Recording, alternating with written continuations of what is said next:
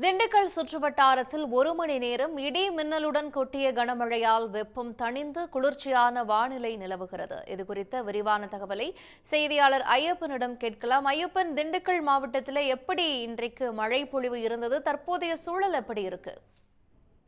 நிச்சயமாக அக்னி நட்சத்திரம் முடிவடைந்த நிலையில் திண்டுக்கல் மாவட்டத்தில் நாள்தோறும் 100 டிகிரிக்கு மேல் வெயிலின் தாக்கம் இருந்து கிட்டத்தட்ட ஒரு வாரத்திற்கு மேலாக வெயிலின் தாக்கம் அதிகமாக இருந்து வந்ததால் பொதுமக்கள் வீடுகளிலேயே முடங்கக்கூடிய சூழ்நிலை ஏற்பட்டது.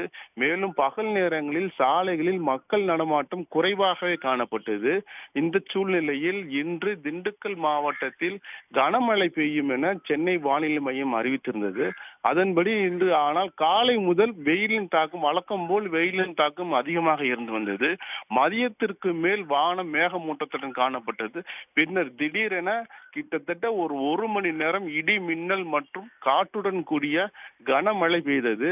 இதனால் சாலைகள் மற்றும் தெருக்களில் மழைநீர் பெருக்கெடுத்து ஓடியது.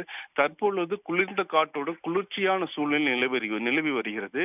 இதேபோல் திண்டுக்கல் சுற்றியுள்ள நத்தம், கொடைக்கானல் ஆகிய பகுதிகளிலும் நல்ல மழை பெய்துள்ளது.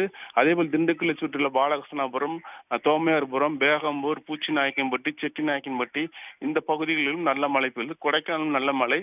நத்தம் பகுதியிலும் சுமார் 1 மணி நேரத்திற்கு மேலாக மழை பெய்துள்ள. இந்த ஒரு வாரமாக வெயிலில் தவித்து வந்த திண்டுக்கல் நகர் மக்களுக்கும் இப்ப மழை ஒரு குளிர்ச்சியான ஒரு இதமான சூழ்நிலை ஏற்படுத்தியுள்ளது. தகவல்களுக்கு நன்றி ஐயப்பன். உடனுக்குடன் செய்திகளை தெரிந்து கொள்ள சன் நியூஸ் பெல் ஐகானை கிளிக் பண்ணுங்க.